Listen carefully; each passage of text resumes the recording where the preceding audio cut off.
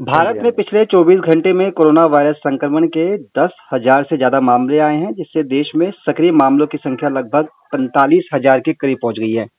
बातचीत करेंगे, हमारे साथ डॉक्टर सुरेश कुमार जी हैं, एमडी है एलएनजेपी हॉस्पिटल से। जानेंगे इनसे आखिर इसकी वजह क्या है और क्या वाकई पैनिक की कोई जरूरत है या फिर लोग कोविड के जो नॉर्मल प्रोटोकॉल है उसका पालन करें और तो हम इस अ, जो नया वेरिएंट है इसको भी आसानी से पार पा सकते हैं। डॉक्टर साहब, स्वागत है आपका नवोदय टाइम्स पंजाब कृषि ग्रुप में। धन्यवाद, थैंक यू। जी सर, पहला सवाल तो यही है कि लगभग खत्म सा हो गया था कोरोना और फिर से डे बाई डे जो मामले हैं वो लगातार बढ़ते जा रहे हैं। इसके पीछे क्या ठोस वजह क्या मानते हैं आप?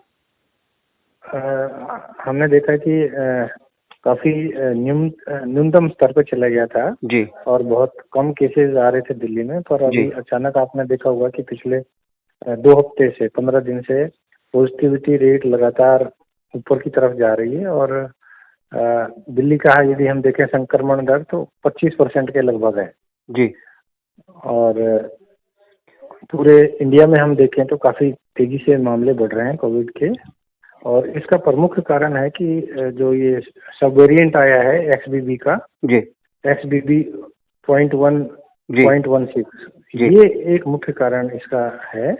और इसके साथ साथ लोग भी लापरवाह हो गए हैं। लोग कोविड के गाइडलाइंस का, कोविड के जो मानक है उनका पालन नहीं कर रहे हैं। जी। सर, ये वेरिएंट क्या है? क्या कोई चिंता की बात है इस वेरिएंट को लेकर? क्योंकि सर जो लोग रिकवर कर रहे हैं उसकी तादाद भी काफी ज्यादा है। जो रिपोर्ट्स आ रही है वो ये कह रही है कि लोग ठीक भी हो रहे हैं, लोग हॉस्पिटल भी नहीं जा रहे, घर में रहकर भी ठीक हो जा रहे हैं।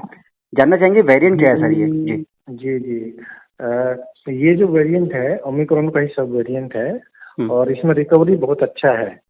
98% से भी ज्यादा लोग ठीक हो रहे हैं घर पर ही। 1 या 2% पेशेंट वो ही एडमिट हो रहे हैं जिनको की लंबी बीमारियां हैं, जैसे टीबी है, स्मोकर्स की वजह से फेफड़े खराब हैं, लंग्स खराब हैं, कैंसर वाले व्यक्ति हैं, हार्ट की बीमारी वाले पेशेंट हैं, या अनकंट्रोल्ड डायबिटीज के पेशेंट हैं, जी, या कोई ऑर्गन ट्रांसप्लांट हुआ है जैसे लीवर ट्रांसप्लांट या किडनी ट्रांसप्लांट या डायलिसिस वाले पेशेंट हैं, उनको ही हम भर्ती कर रहे हैं। और अभी हम लोकनायक की बात करें जो कि देश का सबसे बड़ा कोविड अस्पताल है, जी, तो इसमें 20 पेशेंट एडमिट है, 20, और काफी सारे पेशेंट ठीक होकर भी जा रहे हैं। और एक पेशेंट का हमारे यहाँ पे डेथ भी हुआ है क्योंकि उसको दूसरी बीमारियां थी, तो दूसरी बीमारी की वजह से उसका डेथ हुआ और उसको बाई चांस कोविड का भी संक्रमण लग गया था। जी। तो इसको लेके, इस वेरिएंट को लेके हमें पैनिक होने की आवश्यकता नहीं है, घबराएं नहीं, अफवाह ना फैलाएं। हमें जागरूक ज्यादा होना है, हमें सावधानी बरतनी है और हमें जो कोविड की गाइडलाइंस है उनका पालन करना है। सर, ये मुख्य कारण है कि ये जो वेरिएंट है, क्योंकि XBB वेरिएंट बड़ी तेजी से फैलता है और खास करके उन ग्रुप्स में ज्यादा फैलता है जहाँ इम्यूनिटी कमजोर है, जैसे कि बच्चे, क्योंकि बच्चों में वैक्सीन नहीं लगा है पूर्ण रूप से, जी, तो बच्चों में संक्रमण का खतरा ज्यादा है, बुजुर्गों में ज्यादा है, या उन लोगों को खतरा ज्यादा है जिनको की कोई लंबी बीमारी है।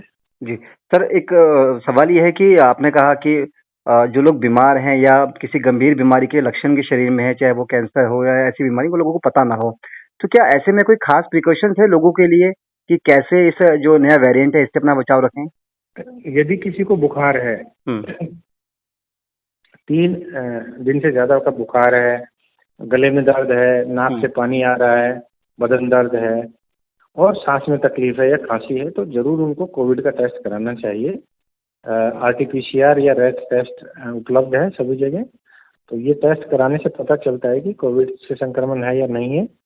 और क्योंकि इस तरह के लक्षण H3N2 इन्फ्लुएंजा में भी होते हैं, जी, तो इन्फ्लुएंजा भी काफी केसेस हमें दिल्ली में मिले हैं और उसके साथ साथ कोरोना का भी संक्रमण का खतरा अभी बना हुआ है।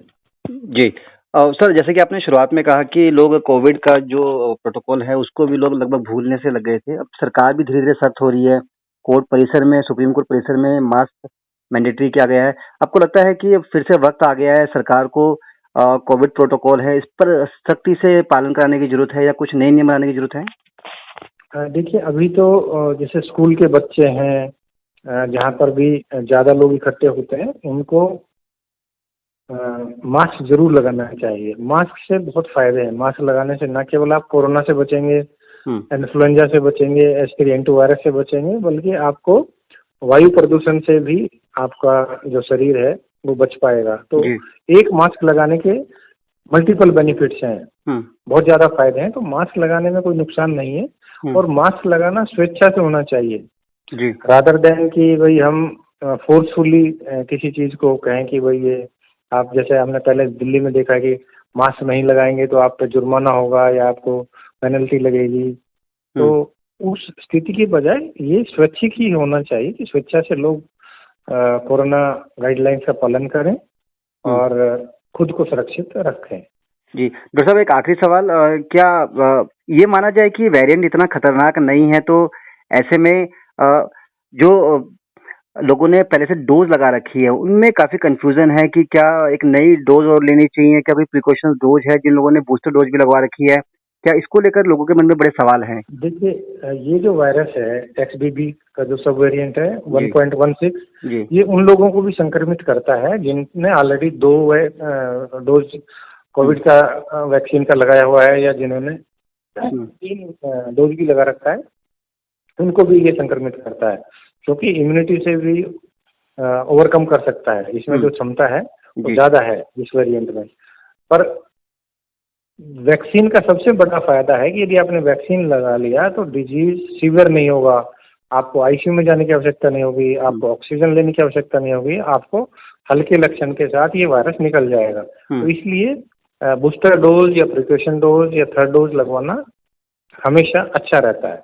जी सर, आप सबसे बड़े हॉस्पिटल को ऑपरेट कर रहे हैं, कोविड हॉस्पिटल को, मॉक ड्रिल भी लगातार चल रही है। अगर भगवान ना करे ऐसी स्थिति आए कि केस फिर से बढ़ने लगे, तो क्या हम ये मान के चले कि तैयारी पूरी है अस्पतालों की?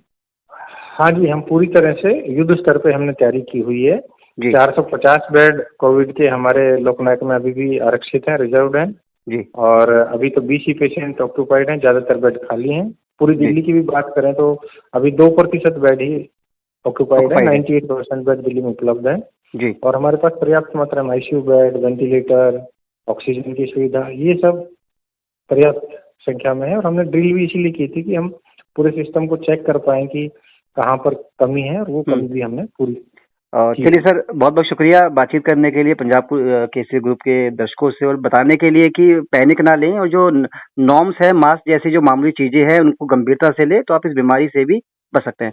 बहुत बहुत शुक्रिया सर। Thank you.